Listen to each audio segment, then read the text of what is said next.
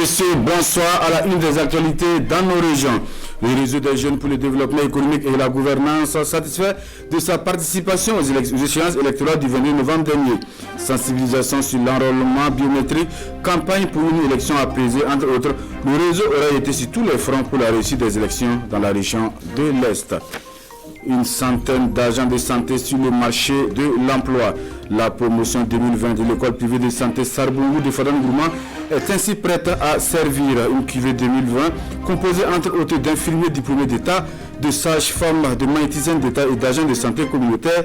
Ils ont tous prêté serment samedi dernier. Mesdames et messieurs, bonsoir et merci de nous suivre. Il aura été actif sur le terrain de la sensibilisation pour des élections apaisées dans la région de l'Est. Le réseau pour des jeunes pour le développement économique et la gouvernance au Burkina Faso a ainsi outillé les acteurs à la culture de la paix et la cohésion sociale durant cette période électorale. Quelques jours après donc la proclamation des résultats, le réseau sacrifie à un devoir de redevabilité en conviant ses membres à une rencontre de capitalisation. C'était le 10 décembre dernier à Fadane Gourmand en présence de Désiré Ilboudo et Aruna Mare. Le réseau des jeunes pour le développement économique et la gouvernance au Burkina Faso tire les enseignements des récents scrutins. Pour le réseau, la campagne entamée par ses volontaires pour apaiser les élections dans la région de l'Est a porté fruit. C'est une rencontre de capitalisation qui regroupe les acteurs politiques, des représentants de l'administration électorale et du réseau. On a d'abord fait une première sensibilisation sur l'enrôlement biométrique pour inciter les jeunes et les femmes à aller se faire enrôler parce que nous avons constaté qu'il y a une faible participation des populations, notamment des jeunes, sur les listes électorales. Et après, avec le coronavirus, nous n'avons pas pu poursuivre, on a arrêté et on a relancé ce projet à partir d'août pour maintenant sensibiliser la partie politique, les citoyens pendant la campagne. Donc depuis pratiquement août, les ambassadeurs électoraux sont sur le terrain et le projet va prendre fin en fin décembre. Aux élections législatives et présidentielles, le réseau dit avoir déployé une centaine d'ambassadeurs chargés de véhiculer des messages de paix et de cohésion sociale pour des élections apaisées dans les communes de Fadane Gourmand et de Matiakwali. Une action qui a permis d'instaurer la tolérance en matière de militantisme politique au sein des familles. Les ambassadeurs dans leur message, ils disent seulement voter, mais sans affrontement. Nous sommes des fils et filles du village. Nous devons travailler la main dans la main. Si ton frère gagne, tu as gagné. Chacun doit lutter, mais qu'en famille, on se retrouve dans le même plat pour manger. Au dit du réseau, cette concertation d'une matinée servira de repère afin de mieux apporter sa contribution au bon déroulement des municipales prochaines. La culture de la paix et de la tolérance pour un mieux vivre ensemble, voilà ce qui réunit à Dori dans la région du Sahel plus d'une vingtaine de membres d'associations féminines. Initié par le département en charge des droits humains, c'est un atelier qui se fixe pour ambition de faire de ces femmes des Amazones de la paix et de vivre ensemble. Des participants qui ont surtout pris l'engagement au sortir de cette rencontre de restituer les enseignements reçus auprès des membres de leurs différentes associations. Le compte rendu de Albert Nebier et Lazare Sanou. La contribution de la femme dans la promotion de la paix et de la tolérance pour la préservation de la paix est plus que jamais attendue. Pour y parvenir, le choix porté sur la gente féminine revêt tout son sens. C'est de voir dans quelle mesure, à travers les actions d'éducation qu'elles mènent au quotidien, elles peuvent davantage mettre l'accent sur les valeurs de tolérance et de paix, qui ne sont pas des valeurs innées et qui nécessitent un travail constant. Les bénéficiaires, elles, sont conscientes du rôle qu'elles doivent jouer pour restaurer la culture de la paix et la tolérance. Il nous fallait ça, cette formation de tolérance et de paix. Nous en avons vraiment besoin. Donc merci au ministère des Droits humains et nous comptons sur eux pour avoir encore d'autres formations, afin vraiment que d'autres femmes encore puissent participer pour que ça ne se limite pas à nous seulement, afin que l'information vraiment soit vulgarisée. Déjà, elles ont pris l'engagement de restituer les conclusions de cette formation à leurs sœurs afin que l'objectif escompté soit atteint. Dans un tout autre registre de l'actualité, du matériel roulant, des tamis, des bascules, des sondes entre autres et un magasin de stockage. L'ONG Lutheran World Relief apporte ainsi un appui technique à près de 1300 producteurs de sésame à Kansara dans la province de la Kossi. L'ambition affichée à travers ce don permet à ces producteurs réunis en coopérative de produire du sésame de qualité qui répondent ainsi aux normes de commercialisation du marché international.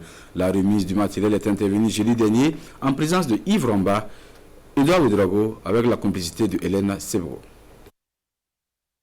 Augmenter la quantité et la qualité du sésame à travers l'utilisation d'outils modernes, c'est le vœu du projet Sésame du département de l'agriculture des États-Unis d'Amérique.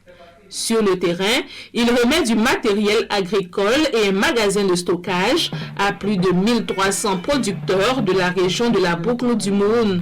Si toutefois le sésame présenté à la coopérative ne répondait pas aux normes national comme international, ce sésame est rejeté pour être tamisé et calculé.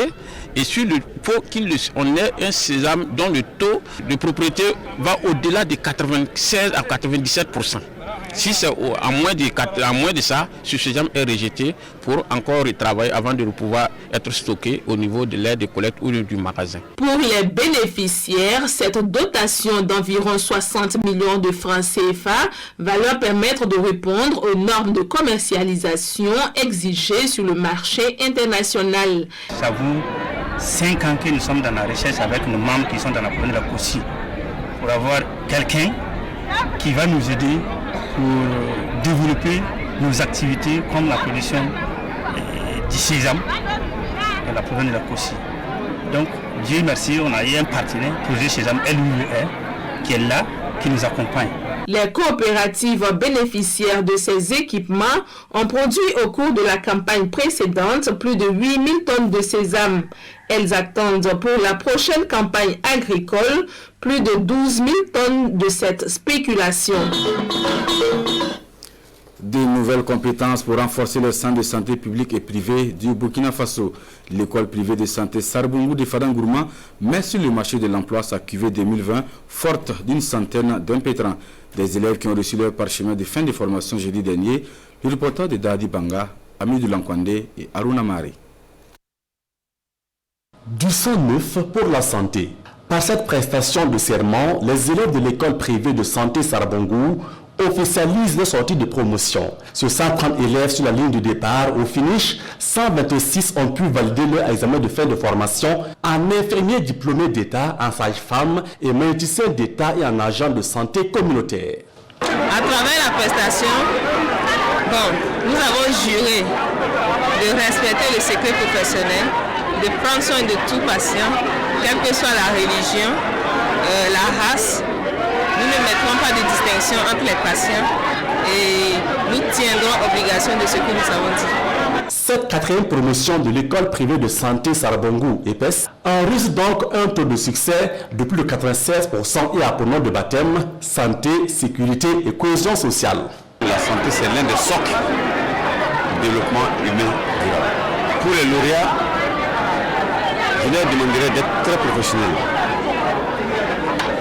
La santé n'a pas de prix.